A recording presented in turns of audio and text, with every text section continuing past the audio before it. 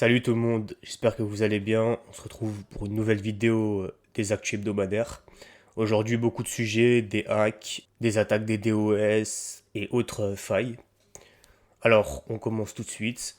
Tout d'abord, un article est paru concernant l'augmentation des attaques des DOS sur les services et sur l'industrie environnementale. L'augmentation est une augmentation de 61 000%. Alors on a pu remarquer une très forte augmentation justement des attaques des DOS dans ce secteur, qui coïncide avec la COP28. La COP28 qui est un sommet sur l'environnement, du coup qui s'est passé à Dubaï.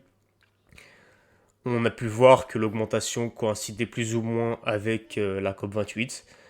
C'est une augmentation qu'on avait pu déjà observer l'année dernière, en particulier autour de la COP 26 et 27.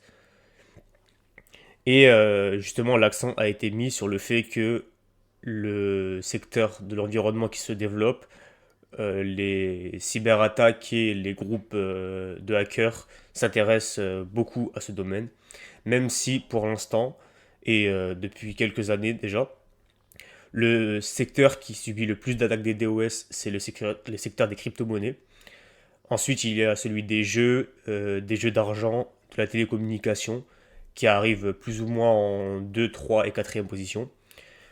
Les sources de ces attaques, c'est principalement les États-Unis et la Chine, qui sont vraiment deux grosses sources d'attaques des DOS. On a pu aussi voir une augmentation des attaques dues au contexte politique, notamment à la guerre Israël-Hamas. Et une des observations dites dans les articles qu'on peut voir, c'est le fait que les attaques des DOS commencent à devenir de plus en plus sophistiquées. Donc l'accent est mis sur vraiment sécuriser les API qui sont mal gérés ou pas du tout sécurisés, car c'est déjà une grosse source d'attaque des DOS. Le prochain sujet, c'est en ce qui concerne l'informatique quantique et la cybersécurité. Selon IBM, il va y avoir un cataclysme dans la cybersécurité à cause de cette technologie. Déjà, selon la directrice générale d'IBM, les entreprises et les gouvernements ne sont pas du tout prêts à assumer cette menace parce que l'informatique quantique pourrait rendre obsolète la plupart des systèmes de cryptage d'ici 2030. Sachant que on peut voir que c'est une technologie qui évolue très vite, beaucoup plus vite que ce qu'on avait imaginé. Les États-Unis commencent déjà à prendre au sérieux cette menace parce que l'informatique quantique et l'IA sont devenus deux très gros outils pour les cyberattaques. Pour l'instant, il n'y a pas vraiment de feuille de route à ce sujet, donc comment les entreprises vont pouvoir gérer cette menace. On peut déjà estimer que, selon l'estimation d'IBM encore, que le secteur bancaire va mettre 8 à 10 ans à passer à des protocoles post-quantiques. Donc c'est assez long, ce qui va déclencher un réel problème en fait dans le secteur et en général. On peut voir que tout ce qui est commerce en ligne et banque en ligne sont deux très gros points critiques. Les États se penchent de plus en plus dessus pour développer une régulation qui va être préparée et finie à l'arrivée justement de cette innovation, car on peut le voir encore en ce moment, tout ce qui concerne l'IA est très difficilement régulable, et tout comme l'IA, il y aura aussi un problème de centralisation des pouvoirs. Aujourd'hui, c'est les États-Unis qui dominent le secteur de l'IA. Euh, et pour l'instant, dans l'informatique quantique, il y a deux tiers des développeurs qui utilisent les outils open source KistKit d'IBM pour écrire du code. Alors, le prochain sujet, c'est la banque JP Morgan qui, euh, qui a dit pendant le Forum économique mondial à Davos qu'elle subit près de 45 milliards de cyberattaques par jour. Il faut préciser que ce qu'ils appellent cyberattaque, c'est en fait même par exemple les scanners de vulnérabilité ou les balayages automatiques sont considérés comme des cyberattaques. Donc JP Morgan dit qu'elle subit à peu près 45 millions de cyberattaques par jour. Et cette statistique représente le double des attaques subies par une banque il y a un an. JP Morgan Chase a plus de 60 000 employés dans la technologie qui travaillent à protéger les actifs et se vante un peu de cela. Et souligne aussi l'importance de ces équipes pour les menaces constantes. Ce qui est mis en avant, ce n'est pas vraiment le nombre d'attaques, mais la complexité des attaques qui augmente. Donc les attaques sont de plus en plus sophistiquées. C'est quelque chose, c'est une réelle préoccupation pour ce secteur. Et le secteur bancaire en général est une cible privilégiée des hackers en raison des très grosses sommes d'argent qui sont en jeu. Ces problèmes de cybersécurité font aussi écho avec le nombre de problèmes juridiques que les banques ont. Évidemment, toutes les sources sont en description. Alors on va passer maintenant à toutes les failles qui ont été découvertes cette semaine. La première grosse faille qui a été découverte, c'est une faille zero day, c'est-à-dire que le constructeur n'était pas au courant de cette faille. C'est en ce qui concerne Chrome. Et l'un des conseils de l'article est de vraiment mettre à jour très vite Chrome parce que, pour expliquer, la faille, c'est une faille dans le système JavaScript du navigateur. Elle est connue sous le nom CVE 2024-0519, qui est une faille dans les moteurs V8 JavaScript et WebAssembly.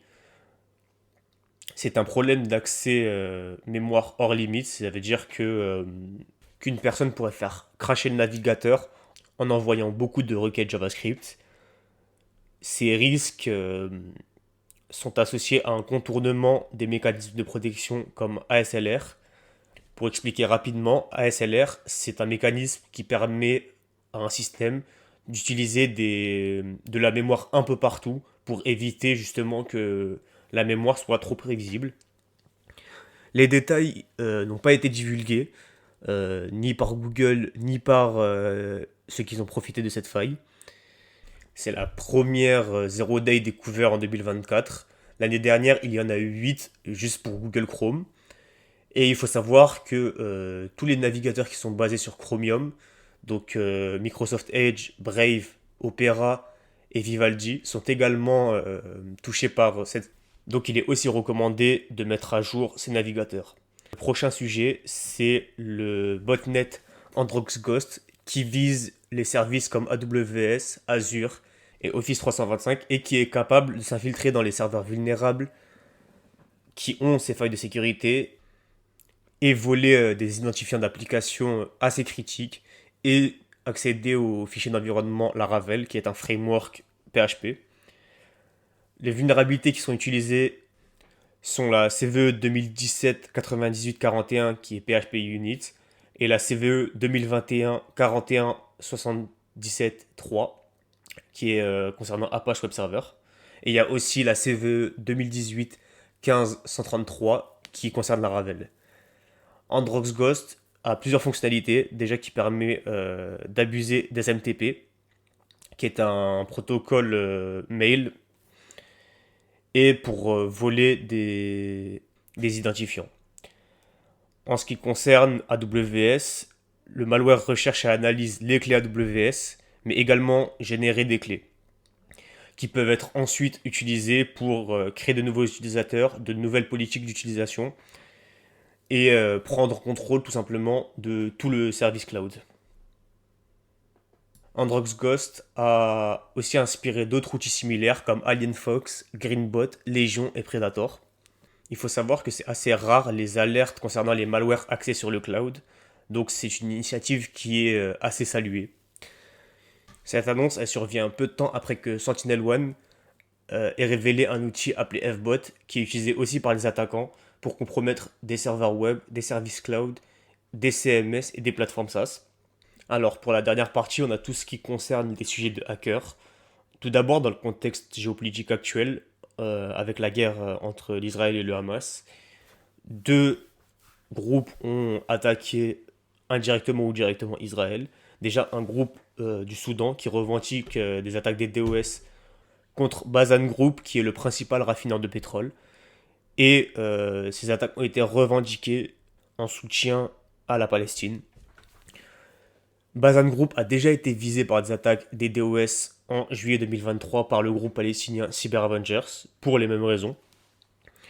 Mais il faut savoir que le groupe d'hackers soudanais a, a aussi visé Touraya Mobile Satellite Communication Company à Dubaï, qui est une entreprise de télécommunications, et un autre groupe de cyberespionnage iranien qui est Mint Sandstorm, qui mène des campagnes de phishing ciblées et qui utilise des comptes compromis justement pour envoyer des courriers malveillants.